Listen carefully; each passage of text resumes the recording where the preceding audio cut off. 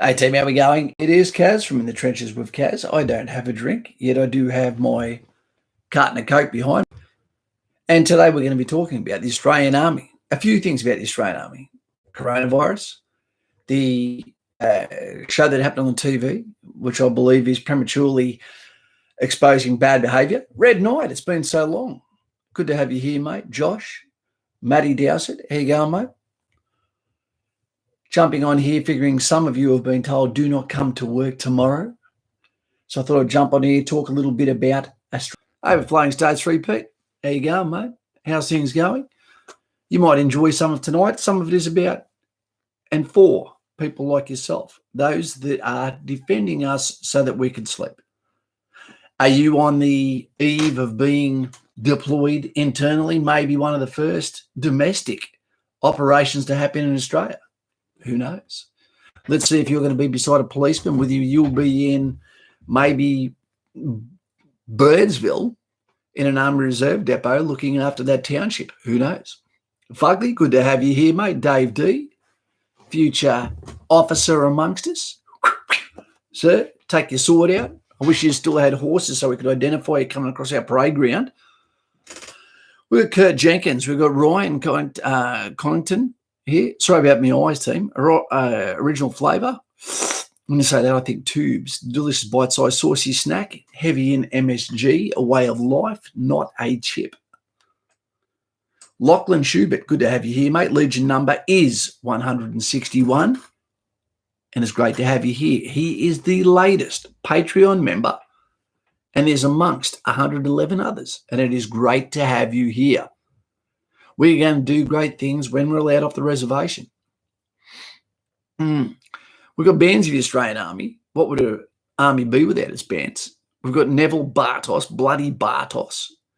And we've got Midway. Great to have you here. Miss Angela is my daily bouncing information, just a scrolling debate every day that sort of gives me something worth getting up for. We've got Cameron Aiken there from Darwin. And we've got Alex Dino's MTB Adventures.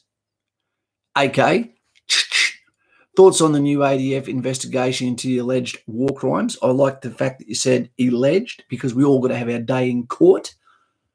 We're going to talk about a few things today because I believe some of these individuals have got some hard days ahead, but they also deserve a voice that counters the allegations and the voices in this vacuum of information, understanding one thing. You are governed by the Australian federal law system, the state law system, and also the court of public opinion. The military has all of that. We're low-picking fruit because we're not even allowed to fight back. We're not allowed to have a judgment on what's happening, on what comes our way. But we're also held to account by pen pushers, despite the fact we're sword wielders by the military judicial system, which means we're not allowed to make comments without media approval. We're not allowed to be on Facebook and identify as a soldier and then fight back against that metaphoric slap in the face that can be ongoing and relentless. We are also judged by the court system within the country we go to.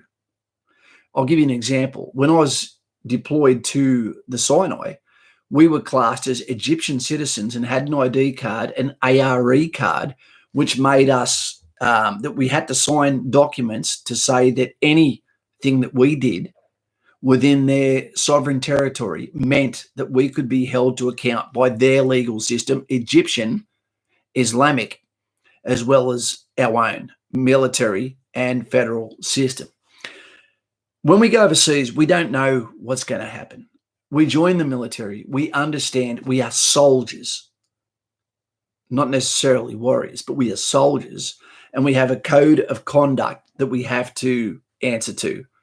We have what's going on? The beer? I'm just making sure that you aren't saying that, hey, it's dropping out. Good to see it's not. Make sure you press a like when you get the time to so that YouTube understands that we're on the track. G'day, Kane. How you going, mate? We've got Exo Challenger there. Good to have you here. JC, how are we going? How are we all team going? Well, in the absolute craziness at Coles and Woolworths. Good to see what they did for the elderly. We'll also be talking after about Corona and what effect that may have on our military. But at the moment, we're talking about the documentary that came out on TV, and I can't believe that it was released. ABC, you don't surprise me. Pretend to be your friend, in bed with military forces, go overseas. Then when they're short of a story, they turn and they try to stab the back of the very people that they said that we're on your side. Okay. We're in precarious waters. We can't defend ourselves. We do things overseas. We come home and then a story that's told at a pub, a story that's told at a barbecue, a story of someone maybe immature, someone that has some video that they probably should have deleted that doesn't give full context to a message. These things can get leaked, and from there, that can make a mountain out of a molehill. We often don't have the full context, and there's definitely no context for those that have never carried a weapon in a foreign country and understand that the decisions we make are often made fueled with emotion, fueled with fatigue, fueled with a compressed timeline where you need to come up with all of the answers and absolutely no wiggle room for the court of public opinion. When you come home, you will get judged harshly, or you will be supported and held up and told, you're okay, buddy. I understand you're in a war zone. If we're not offended, okay, by the judgment that gets passed onto us, at least in return, give these guys their chance, the due diligence to be at least tried by a jury of their peers that understand the back and forth that happens on an operational deployment. Don't make the mistake of getting this one mixed up with World War I, World War II, etc. This is asymmetric warfare, which means we've got Australians and coalition forces that are all going under the same similar sort of investigations. These things that pop up with people's recalled memories not always being exactly what they thought, the Rashomon effect, look it up. Our perception of the reality that happened 10 years ago can be clouded. My recollection of Rwanda, I'm sure, is cloudy. And there's probably things that I think are 100% that are in actual fact, maybe tainted with emotion and mental anguish that has been caused over the years with a bit of, creative license that happens within your own mind and distorts things, okay? So these guys are overseas. They deserve to be held in a court of an investigation, a military investigation. If it means a court-martial, so be it. But if we do something wrong, we deserve to be heard by those that actually understand what we went through, what was happening at the time, and have full access of all of the classified information of the entire picture. Now, when we go overseas and we're against people with asymmetric warfare, what that means is when we go over, we have a centralised command system, and we go over and we represent Australia, and we wear a uniform, there's a patch, we identify exactly who we are and that we are combatants. When we go against the asymmetric warfare, that means we're going against people that often don't have a centralised leadership or command system. They don't abide by the rules of laws of armed conflict. There is no Geneva Convention within what they do. They don't have a uniform at all. They don't have rules at all. They're often terrorists, not soldiers, which are completely different. And no one seems to judge them, what they do in a village to keep that foot on the throat of that village, to keep them from being sympathetic with coalition forces. For some reason, the bad guys never get judged. It's a weird one, that. It's like a policeman, isn't it? The one time they do something wrong in a 27-year career, bam, hang him from the nearest tree. But what about all the things he did well? We don't care. Expunge all the good and damn them for the bad. It's a really weird thing. So these guys can use any means to attack us. And I'll give you an example. What you may not know is, like, when you say, when you attack someone who is an unarmed individual, remember, they know how to play the game. They're very smart. They understand that you are better at them in every way. And one thing they can beat us at or manipulate us with is rat cunning, as well as understanding that we are held to a higher account when it comes to the way we conduct our actions and represent our country. I'll get to your question in a sec, team.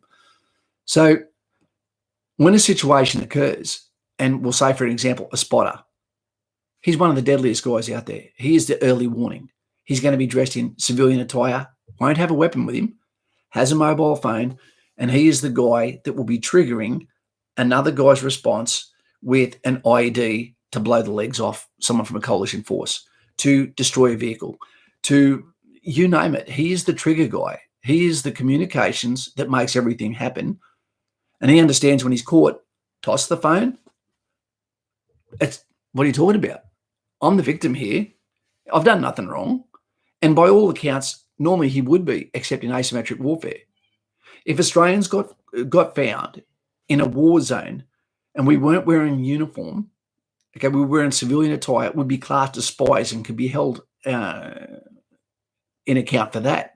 And that would have really bad repercussions on those soldiers. But those that are fighting us are allowed to do anything. They can be amongst crowds of civilians. They can have an ongoing campaign against the civilians and against us.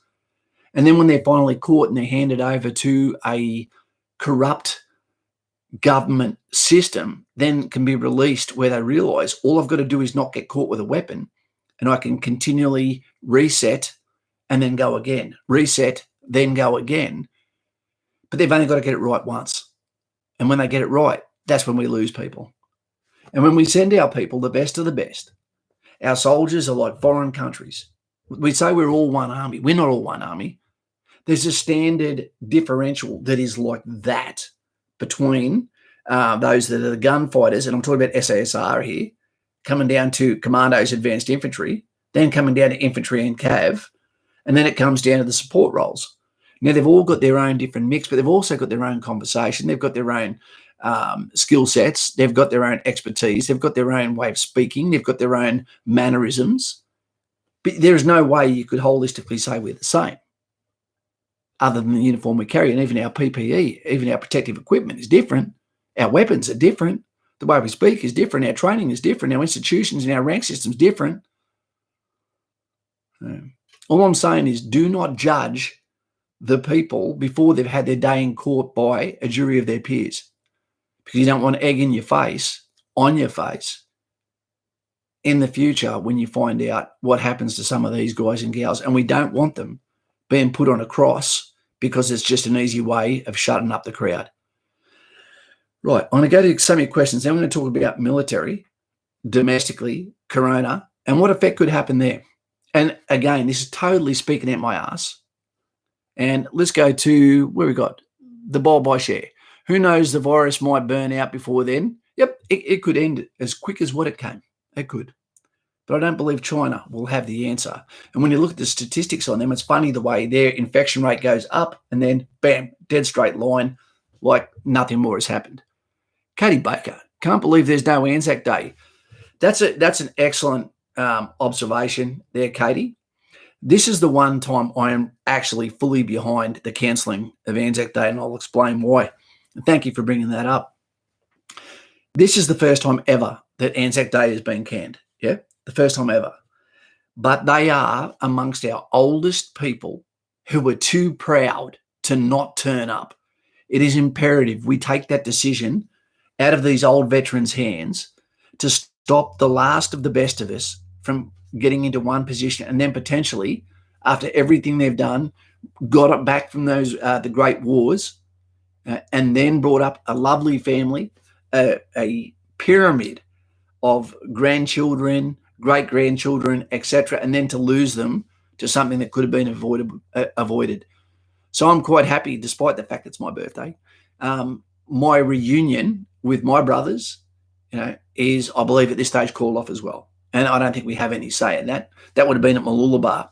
But I'm quite happy with this if it saves the lives, or at least takes the danger off the table from these men that are too proud to not turn up, because tradition, they will turn up, okay, because that might be the only day that they really cherish. Let's let these guys have a day on the lounge, watching the procession, watching the Federation Guard, where they can have a coffee in their pajamas instead. I hope they're okay, unless we forget. Thanks for bringing that up, Katie. Jay Hayes, g'day, Jay from WA. Full metal jacket. Hey, Kaz, home from the gym. Need to have some dinner, 5 or so. I'll be back. No, that's all right, mate. That's all right. This was a sneak one. Just wanted to come in here and say g'day to you and be the voice that may not be there for those that are currently being judged after suddenly people saw on TV, SAS have stuffed up again. Let me also say in defence, I do not know these members. I do not know the guy they're talking about. I do not have any inside information. So I'm just not making any judgment either. And I'm not here just to protect our own. I'm here to say, just pump the brake. People don't get away with shit once it comes out. All right. But let's give him his fair chance. Right. And they admitted that every one of those guys that got whacked, they weren't innocent people. They just didn't, I'm not going to go into that.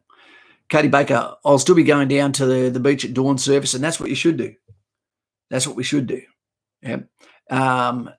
Do what the veterans would have wanted you to do that lost their lives. If you ask the people that lost their lives at Gallipoli, what would you like your great-great-grandkids to do if they were born? I just want them to enjoy the day. I'd want them to get on with their lives. I'd want them to be happy. I want to know that I died for a reason so that it was the fertiliser for further generations of Australians to live in the land of the free, girt by sea, and quit complaining and start to be happy with what we've given them. A sunburnt country, a land of burning plains. Burning plains? I'm sure we've got some good poets in amongst us. Trent. No, on one of Kaz's videos, he mentions depression and anxiety will affect enlistment. Absolutely, it will affect enlistment. And I'm sorry to say, but, mate, so it should.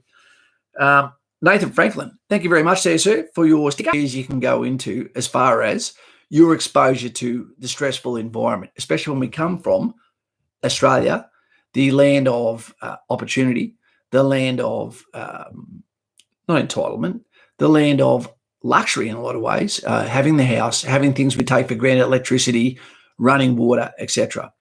When all of that is taken away and then you're exposed to human elements, nature's elements, danger, threat, there's two things that are going to happen.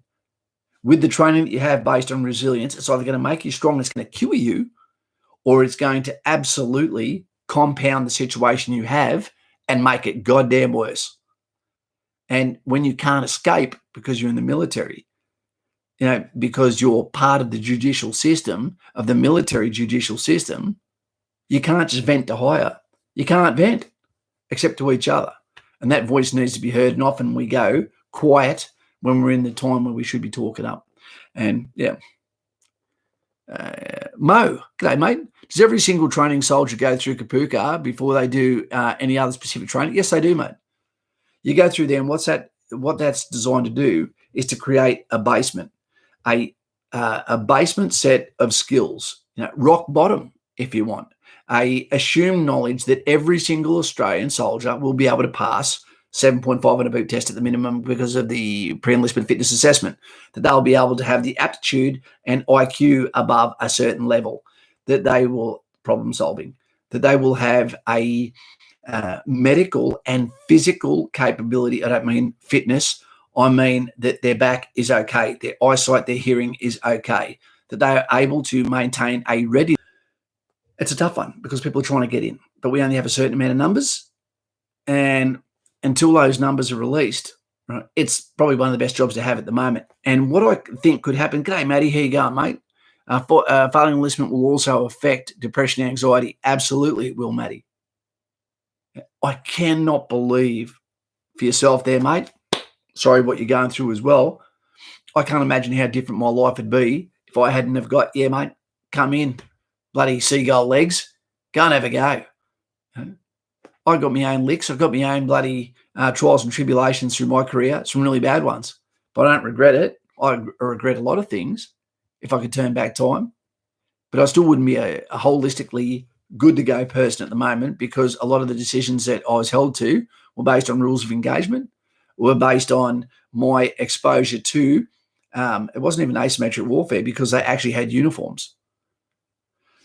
It was a tough one.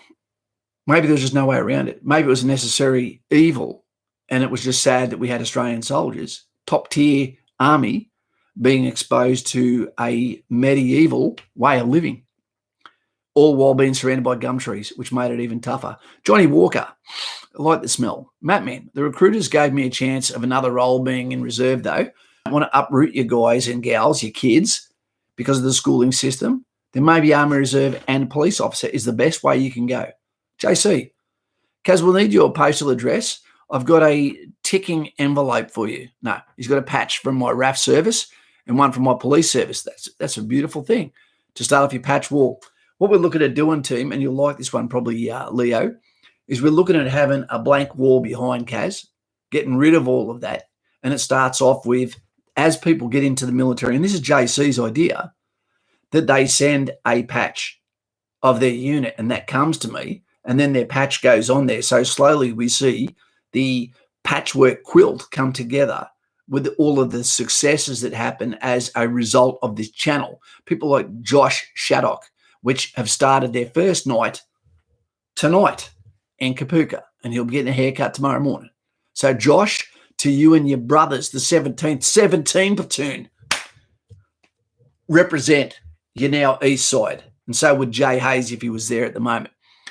ZC, it's the breaking of the civilian and the making of the soldier. Yep, it's the creation of that team, isn't it? We've got Matty Dowsett there. Mate, enough out of you, despite the fact the Olympics is probably off. 16 weeks waiting on my waiver review. My EC is even chasing it now. He's an enlistment coordinator, still calling every week or two for the updates. That's a fantastic thing to do. And you know who doesn't get affected by coronavirus? Is the military. That will go ahead like normal because when you're at Kapuka, you basically are quarantined. The only people you will come in touch with is your instructors, okay, is each other. So once you're vetted and you're in there, operations as normal. As people get out of Kapuka and they're in their units, I'm about to talk about something.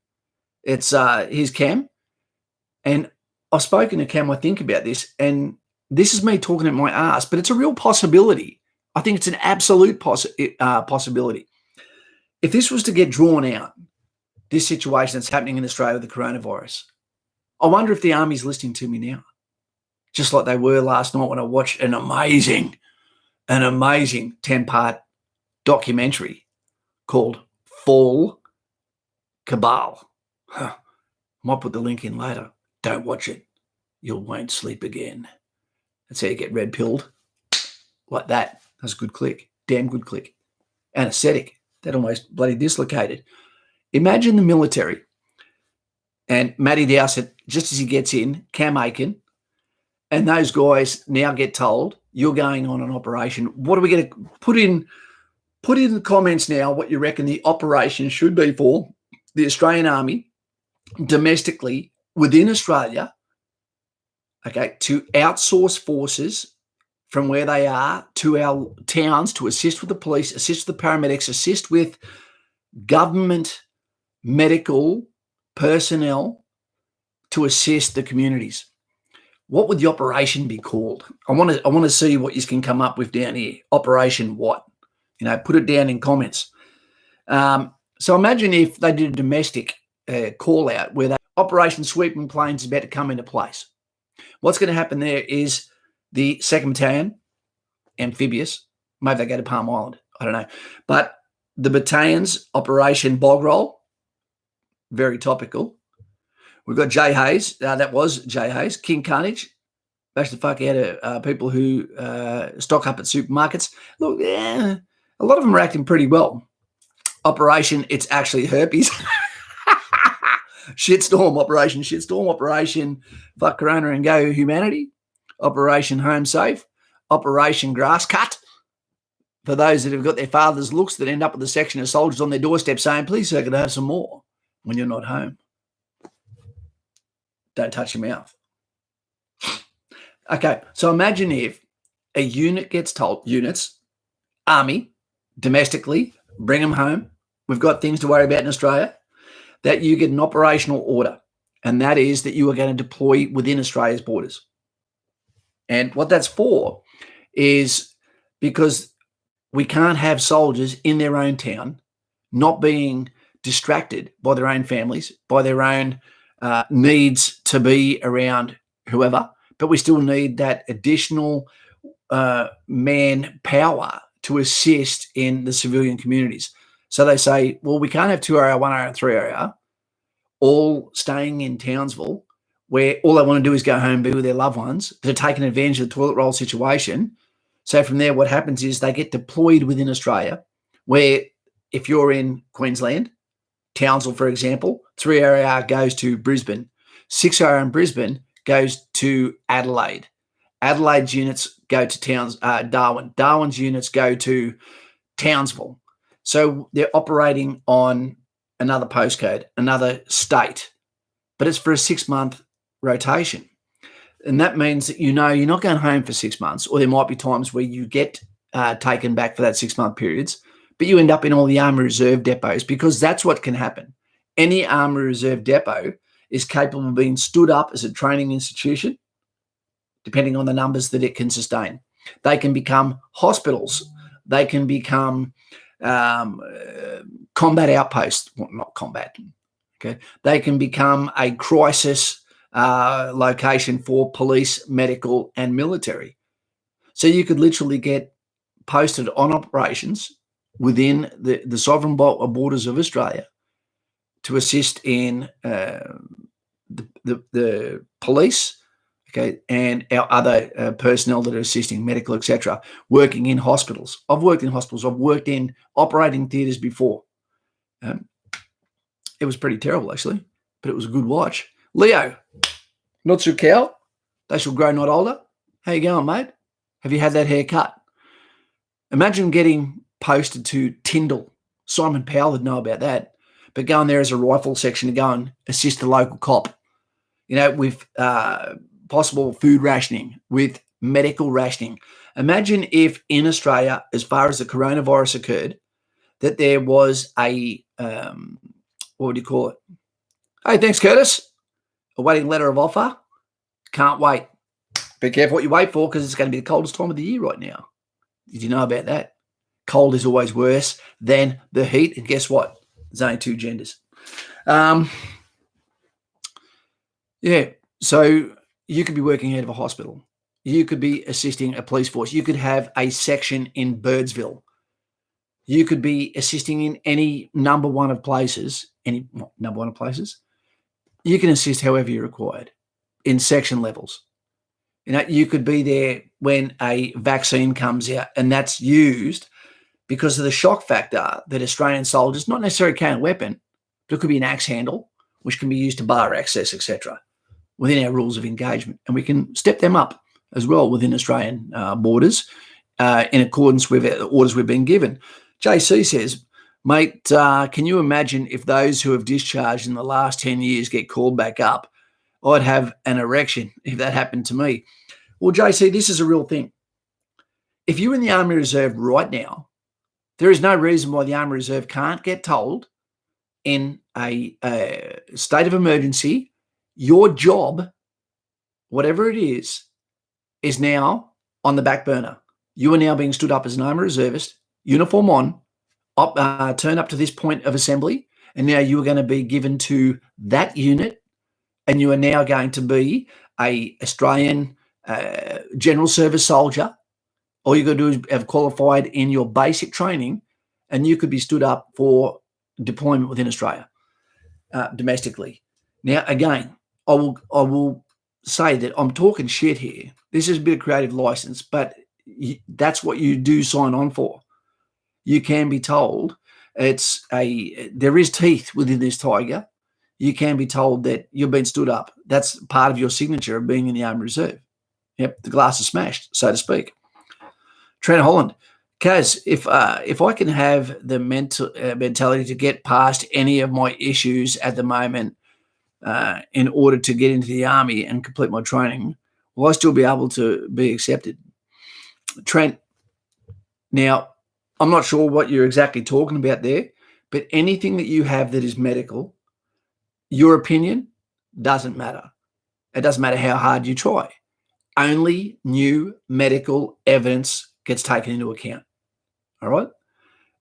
References make no difference. Only new medical evidence. It's one of the reasons why I lost my role within the Australian Army too.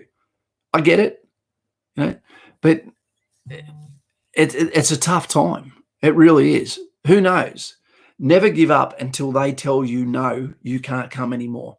Because we've heard some pretty bizarre stories where people suddenly get told, yep, you're good to go again, mate. You're in.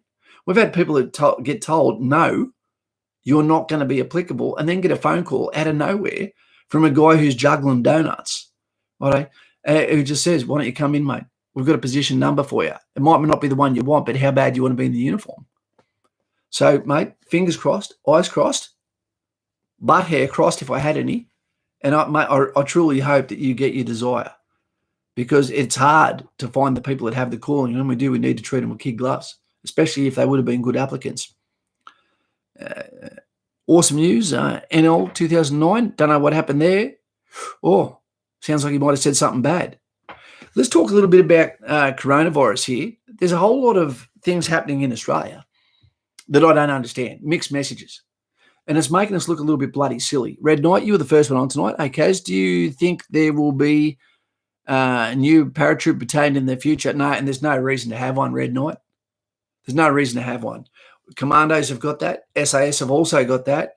The 3rd Battalion, Old Faithful, had that, but they were fast descent shoots, which means you come out static line, it snaps, you're close to the ground, you hit the ground like you've been hit by a car, and you're either A-OK and bruised, or bones broken and you're a casualty. It is the least effective way of getting troops onto the ground, and it does have an inbuilt, and what would you call it, percentage for human error. Injuries sometimes can be catastrophic. Right? So no, there's not a tactical reason to have it. Go and be a Red Bull guy rather than want to be with a heavy pack and a rifle and body armor and helmet spearing in the ground like a bloody lawn dart. You don't want that, mate. 3RR, I think, they're a fantastic unit. Capion is their battle honour. But those guys, I think a lot of them were secretly happy to see that role go, because some people seem to be really prone to ground rush and smacking into the ground and busting their hips up. Sorry, JC, no one's after your donuts there, my man. What else were we talking about? Okay, some of the messages that came out that were absolutely batshit crazy was in Australia. They were talking about, and this is from ScoMo himself, I'm not going to judge him. It's an impossible situation at the moment, as are all world leaders, and to all those who are losing their lives. It is upsetting each day to keep on top of this news and see the numbers getting bigger and bigger, and people that were non-believers that thought this was not a big deal, this won't affect us, suddenly starting to realise, whoa, this is worse than I thought. The mother of my daughter got told 2 days ago, don't turn up to work until Wednesday, because you've got a $10 million contract they're trying to win at the moment. And then they got told today, don't turn up tomorrow either, or Thursday, Friday, and we'll wait and see how that goes. And Apple, they're all still turning up to the stores, standing in there looking back from overseas, have to self-quarantine at the potential cost of $11,000 or up to 6 months in jail if they do something wrong, if they don't do that. Yet when they were asked, but what about the taxi driver that brought them home? What about the family they go home to? Do they have to self-quarantine? No. Huh? But they're going to be infected too. It just doesn't make sense. I don't think it's a time to start kicking people's asses. I think it's a time where you can say looting, sure. Okay, but other than that, we've already got a stretched judicial system at the moment. We're going to have a further stretched medical system, especially if we keep trying to have NRL and AFL rounds. Oh, quick, it's about to spread in Australia. Let's quickly get a round or two in of NRL and get everyone from all sorts of backgrounds to come together and then disperse them back to their homes. Doesn't sound real smart to me. Schools, keep them open as long as possible. The last thing we want is for the infrastructure of our country to collapse. And it's also great for kids to have their minds off the situation and them not asking questions. Why aren't we going to school? And then idle hands causing undue stresses because we don't know how long this is going to go for, team. I think the army should step up sooner than later and should be assisting those police before they need it, before the medical needs it, where they have sections in major hospitals that can be there, no rifles, no pistols, just people in uniform that are there. And they can even maybe in some areas be even assisting the public with their daily chores. Just the confidence of having our soldiers, the slouch hat in the street. Not up butt, okay? Have it brimmed down like this. Because not everyone likes the cop. Sorry, JC, that's true. I happen to quite like the cop. But for the people that don't like the police but look up to the military, that gives an alternate. It gives another smiling face. It gives a cooperation, and it puts people out there to help before it's asked for, right? If you give them weapons, they tend to get scared. Mattman, night. Good night, mate. And I hope you feel okay, buddy. Let's have another talk in the next day or so and see how you're going, buddy. And all the best to the perfect missus. It's great to hear someone talking nicely about their other half. They're delaying to avoid economic crash, absolutely, because they need the people to stay at work rather than come home to offset the price of the gouging and shit that might happen with looking after our children, childcare, etc. Ryan, hey Kaz, what are your thoughts on young combat engineers or artillery air defenders, and what job would you recommend? Air defender, no. We don't have an air threat. We haven't had an air threat since pretty much Vietnam. Mate, I would say go for engineers. The tickets, the mateship, the friendship, the jobs, the versatility of the amount of roles that you can have to pick from or even evolve through, where you go there as a field guy and then end up in plant, graders, building bridges, etc. I think engineers is an amazing core in itself, but it's also an amazing core if you go to a combat corps and then as you feel like you're getting a bit sorer, go over to these guys, despite the fact they work harder than infantry too. I think you can't go wrong with engineers. I don't know anyone that doesn't like being in engineers. Is Catonius here, my favourite Roman? All those people here that are from Patreon, can you represent? Can you put something there? Can you put your Roman numeral in? Okay, in chat at the moment. I'd love to see you there. Be careful, Trent. The ADF will get those records. What's going on? What do we got, Trent? I was seeing a therapist and she was concerned with the symptoms, but nothing was officially diagnosed. Trent, let me explain this to you, mate. Let me explain this to you. If you knew that your back was smoked or you had knee problems, right, or foot problems or shin problems, do you think that's going to go away by you hiding it, or do you think it's going to be amplified and could end up crippling you? As a guy who's about to turn 49 years old, I can tell you something. I was as fit as you could come across the board, okay? There was nothing in particular I excelled at, maybe chin-ups, but I didn't weigh a hell of a lot either. But I'll tell you what, now that my back is smoked, my cornhole is smoked, but that's from a lower bowel disease I got in East Timor, and my head feels like it's racing, but at the same time with chronic fatigue syndrome. I'm always in this haze. And when I'm not in that, I'm in some sort of manic sort of, let's get something done. It's not going to go away.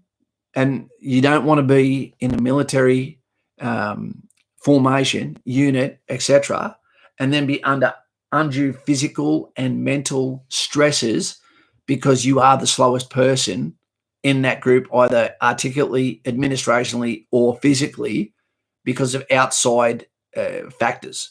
So be very careful of winning the battle, but losing the war and making your life a hell of a lot worse.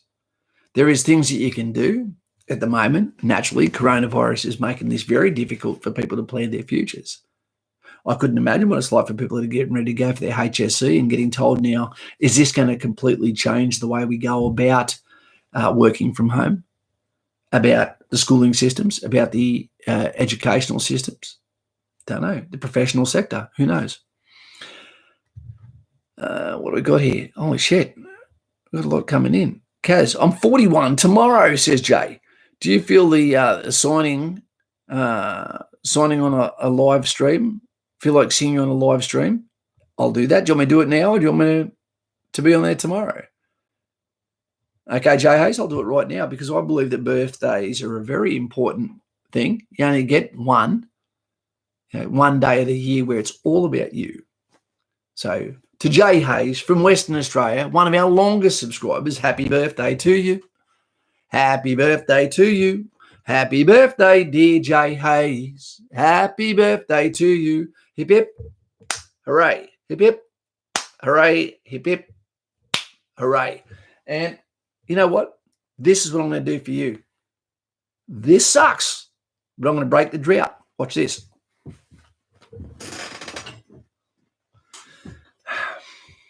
It's causing so many problems.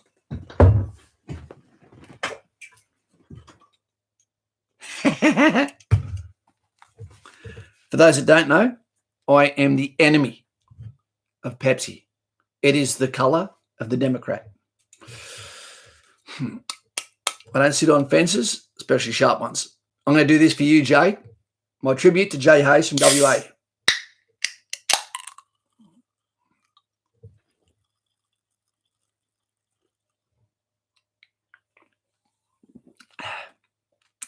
It's like mustard.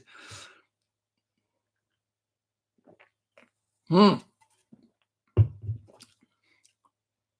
had worse. The funny thing is, I'd absolutely love that if I was outfield. A can of warm or hot Coca-Cola outfield, that hit of sugar in the absence of energy and taste buds that feel like they're in jail. A can of soda it's an antidote. It is a morale boosting Christmas gift. I hope you enjoyed that.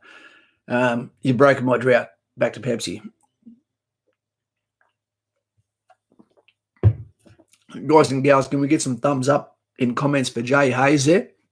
He's been with us for forever. We had a bit of discussion through comments today in regards to what has happened with the segment that happened on the SASR last night, being brought out of classified material, I believe, and exposed to our public for the court of public opinion, which is a very garnish, a fine unit without hearing all of the facts, despite the fact they can be damning. You want to know when it's you in the seat, that you are held up by and given your day in court by a group of your peers and let them do the judging, not us, and that includes me, and I do not know the guy they're talking about. I don't have any inside information. Look at all those thumbs up there for Jay. Well done.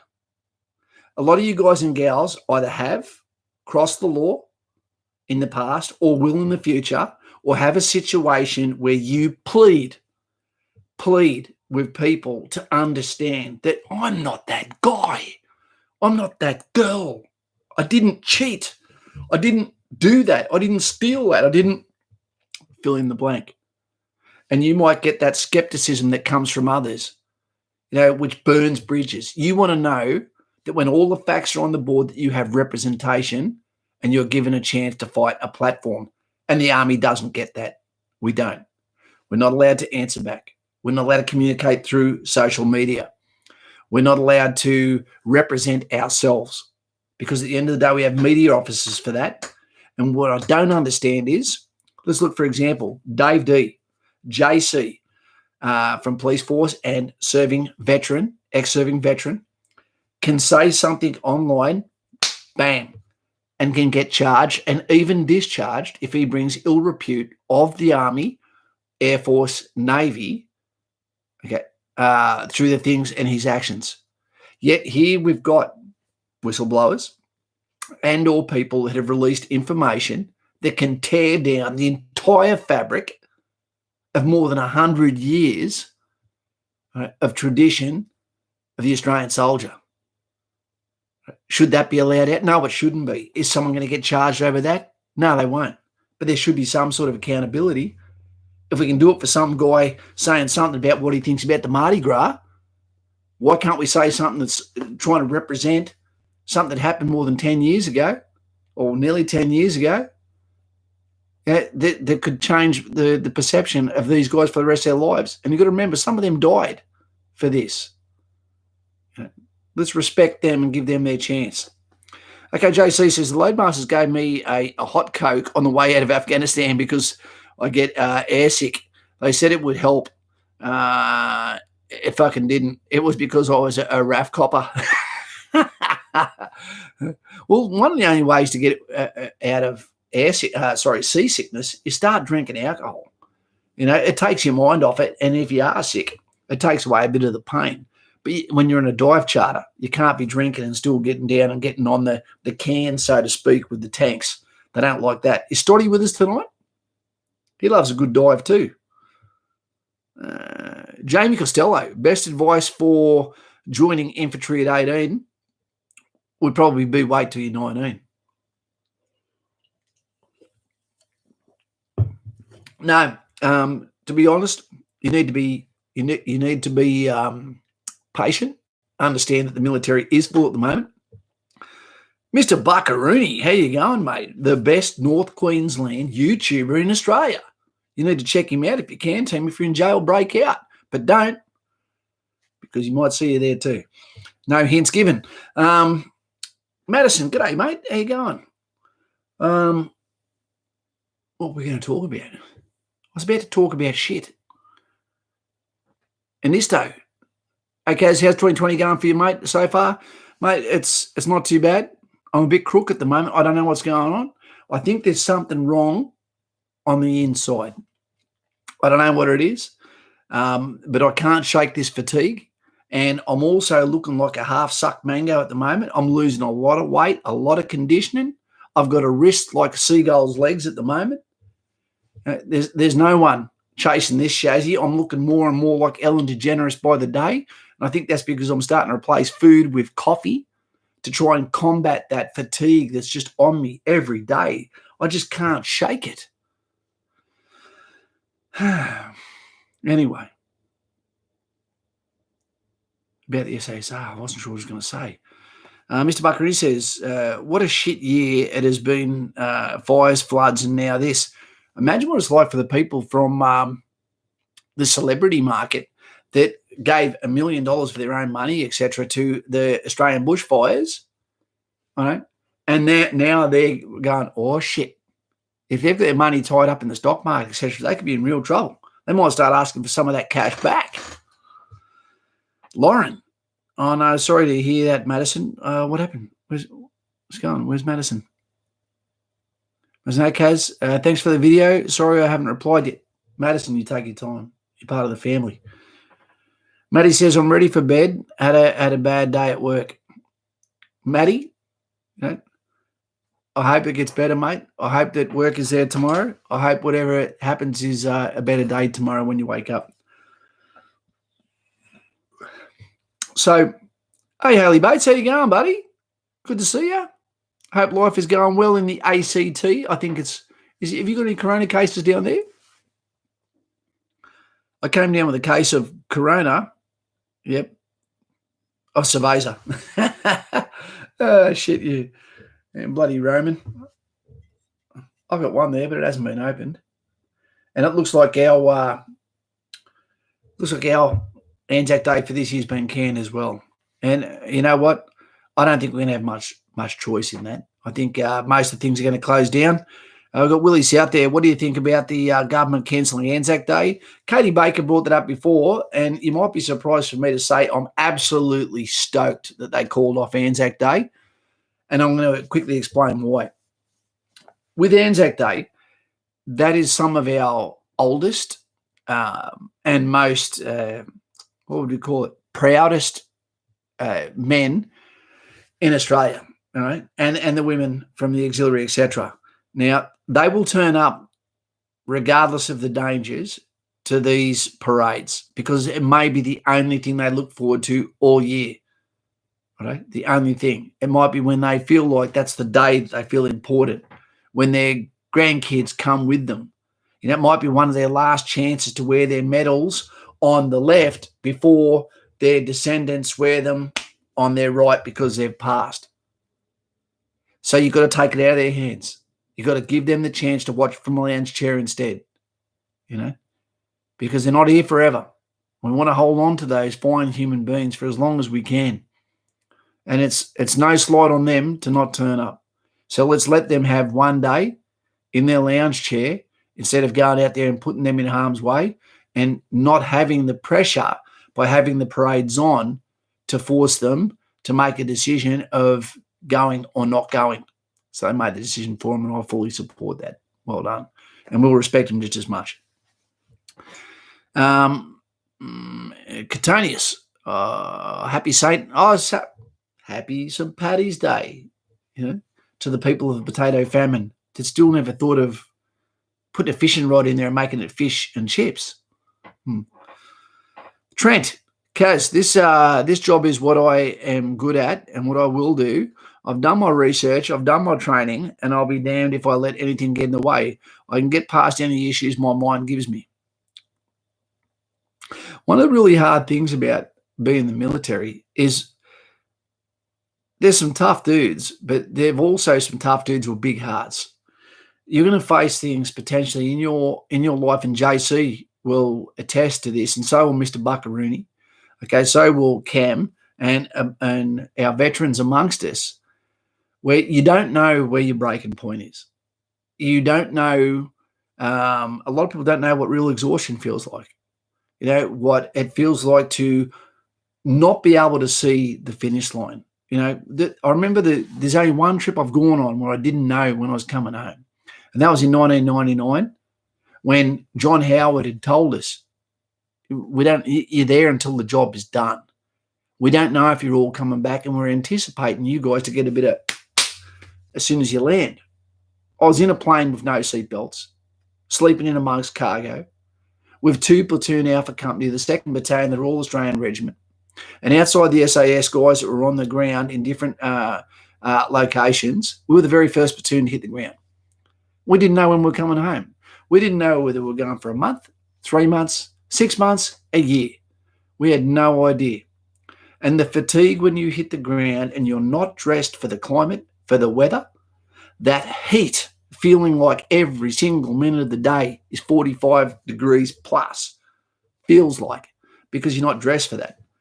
To be drinking hot water out of bottles, to be carrying 60 to 70 kilos of equipment and having no barracks, to not have a operating base, to be moving almost daily, to not get settled, to have no routine, to have not eaten fresh food for 6 weeks. Those things will all take their toll. And when the seams start to come undone, it's not the people you expect that fall first. Now, you can't tap out. There's not necessarily Casavax. If you're injured, yep, okay, aren't we all? If you go down with heat, you're not evacuated, you just get your shirt undone, pour some water on you, get back on with it. You should have been more prepared for this. You get malaria, you can get charged. Rather than feel sorry for you, you can actually get charged. Okay, we've got John Doe.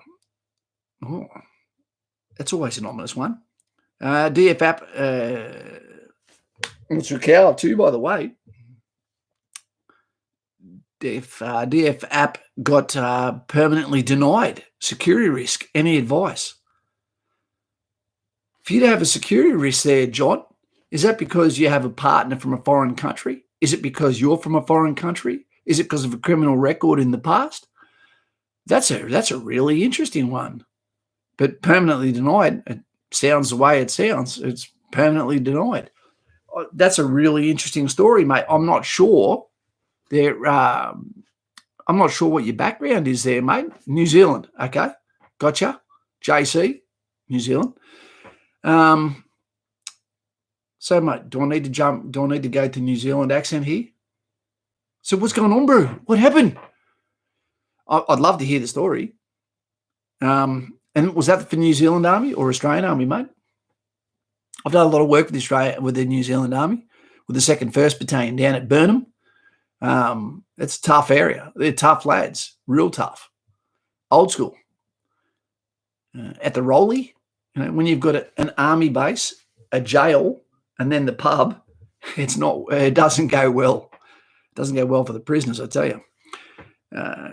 Planet Shot 99, cranky. Apparently it was an abuse of antibiotics creating superbugs like corona. So James, hey Kaz, what would you recommend to try and prevent back issues after serving? Stay active. I'm extremely fit, but don't want to be fucked later in life. You just got to stay active, mate. That is the key. A lot of swimming, not heavy weights anymore, and do some deadlifts. That can take a lot of pressure, and abdominal exercises to keep that core strong, because the injury may be there, regardless of how fit you are, and it's just waiting for you to relax, and then it comes out. The older you get, it gets harder to retain that, and then those injuries come out. And I think that's what happened with me. Miscellaneous for Kapuka. Luke Roberts, the force is with him. Do you reckon they will keep enlisting people even though there is a virus? That makes absolutely no difference. No difference, Luke. Okay. As we were saying earlier in this, Kapuka joining the army, it's like a quarantine in itself.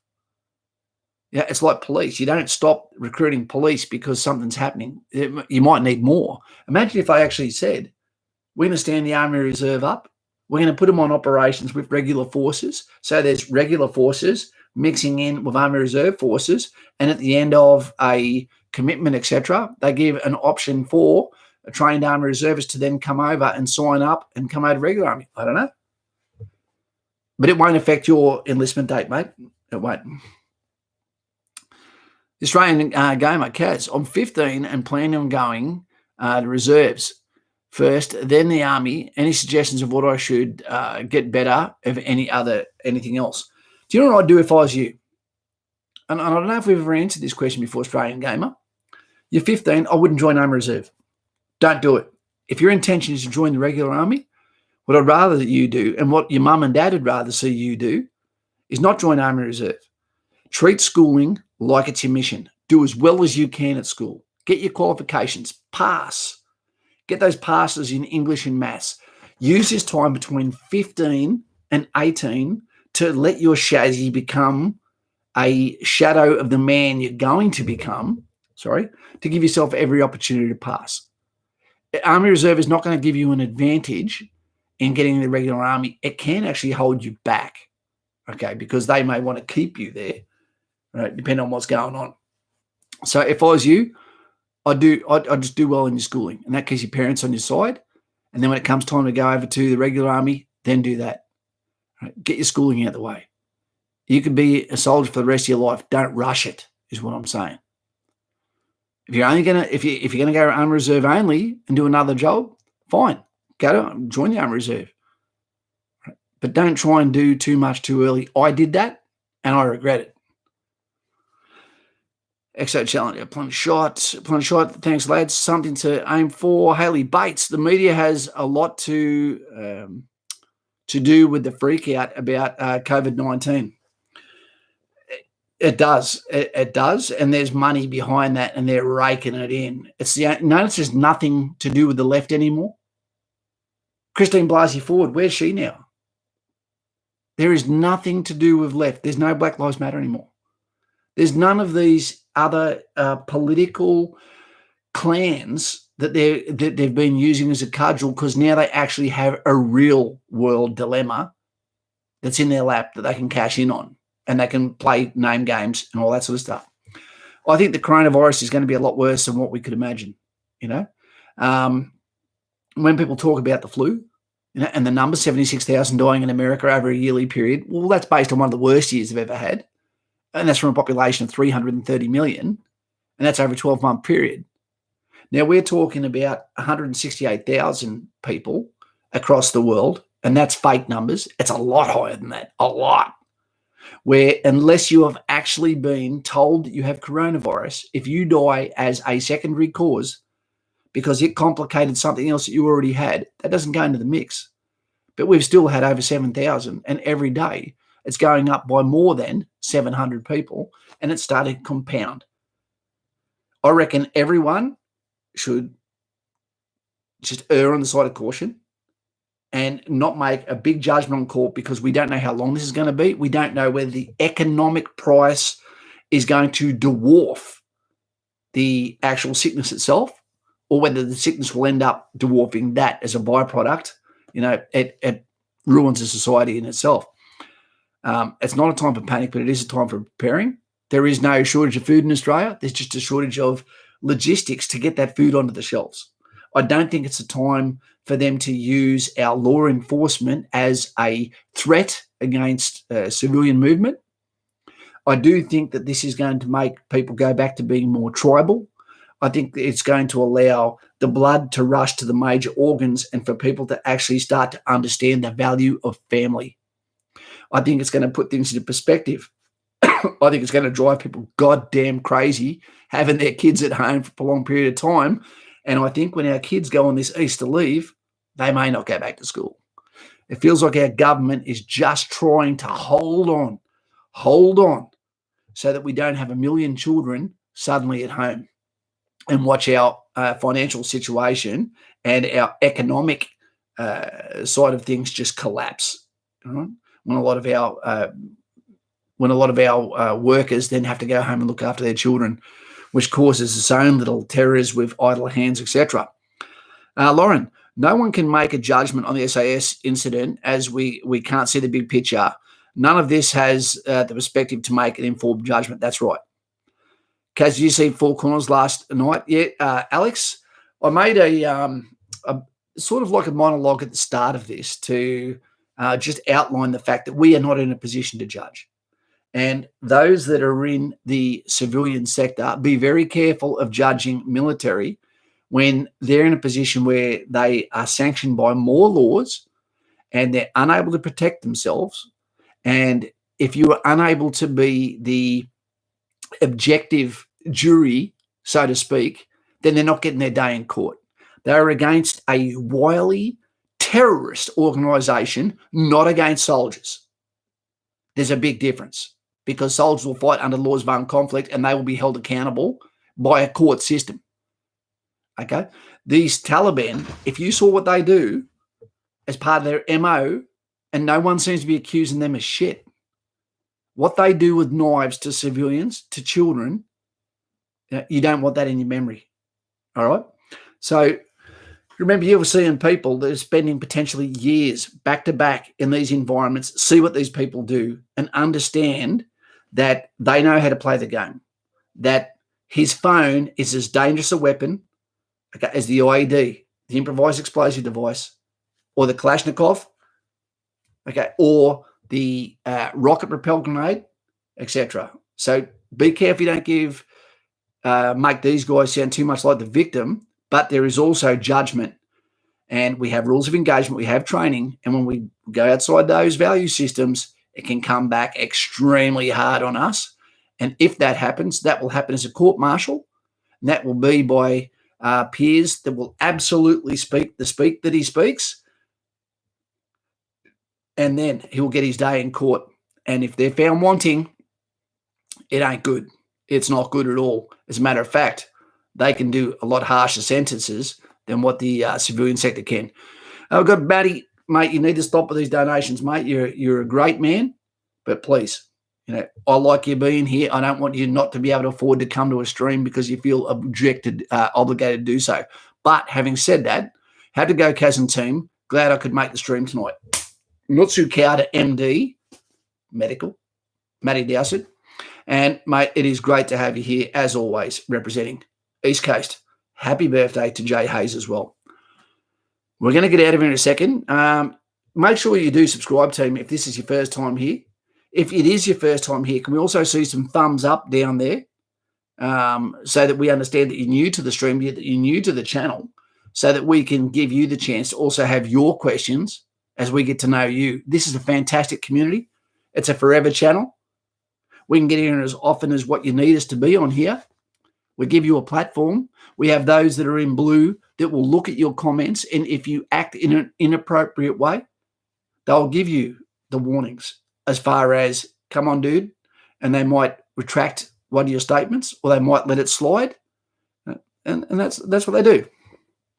And when they're not doing that, they're answering questions. They do a great job. I appreciate it. If I had a hat on, I'd take it off.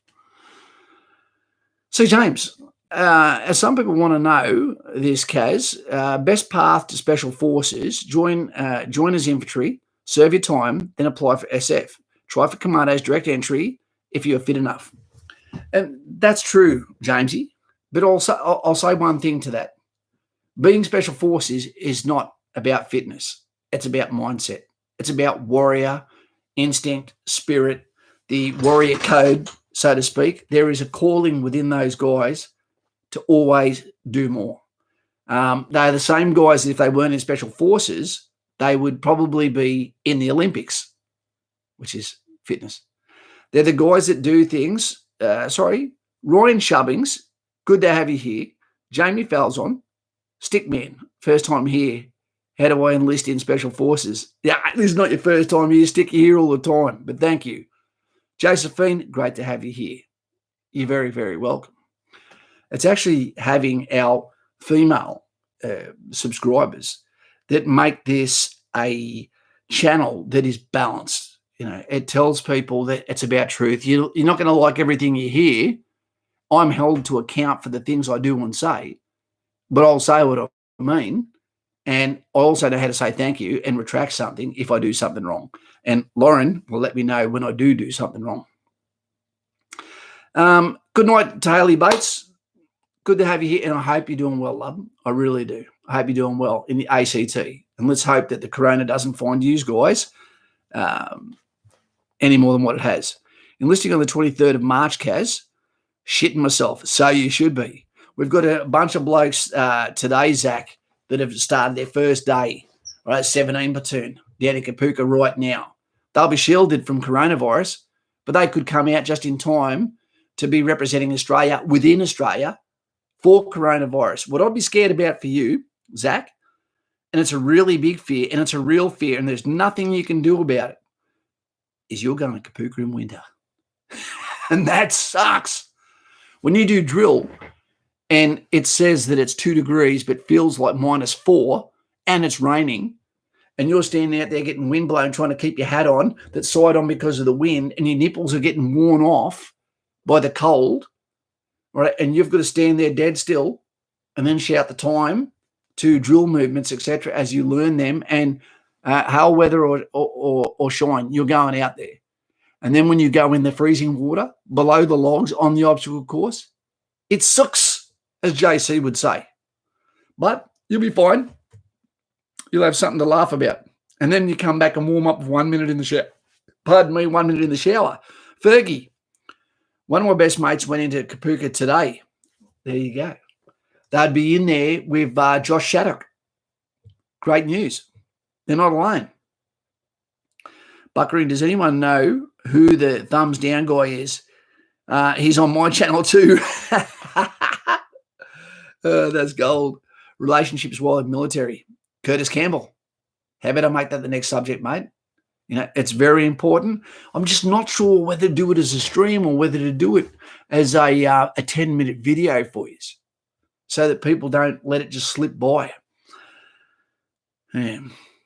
It's a very important one, Curtis, and it's important for the families to understand what you're getting into, what she's getting into. If you're in the Navy, what he's getting into, so you know how to hang on and how to prepare yourself and what's the timeline and what sort of rewards there is for those that are with the relationship to the military. It can be a fantastic life. The one thing that got taken off you, g'day Aaron Mills, I see you down there. The one thing that got taken off you is the fact that we used to have military villages, and that was amazing. It was an awesome support. It was great for swingers, and what it meant was there was a corporate governance of children, which meant that the warrant officer that was 2 doors down could come down to the sergeant's house, who could come to the corporal's house, who could come to the lance corporal's house, and then help them to get through the tougher times through being older, through wisdom, through being through the system longer. It made it a little bit bitchy, but it's fine. If it gets families through it, that become a replacement from just putting all the burden on grandmother. Yep. It was a good thing. We're going to get going out of here, team, because we could honestly talk about it here all night. But the takeaways are not coronas. We don't know what tomorrow is going to look like, but we're seeing at the moment some situations that are occurring where the ABC is getting bored. And again, they've brought up something about the military and they've put it into the public arena, expecting this to be highly fueled and potentially do permanent damage to the organisation of the Anzac. You need to be careful. We need to be careful, and we need to give the guys their day. All right? They are people who went over and fought, and some died.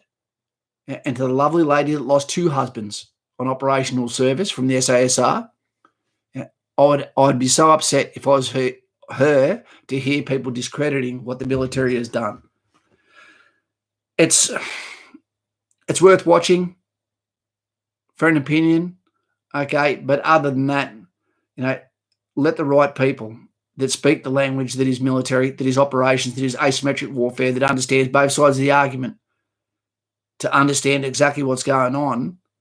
And sometimes whistleblowing is more about yourself, to make yourself feel better, sleeping dogs, etc. Bloke Legend Kaz, we need a bloke like you in politics, mate, shooting from the hip. You don't hit much from the hip, but when you do, it makes you look pretty cool. I guess you could think from what I'm saying tonight is, Kaz, you seem to be fairly compassionate towards the accused. And I'll tell you something.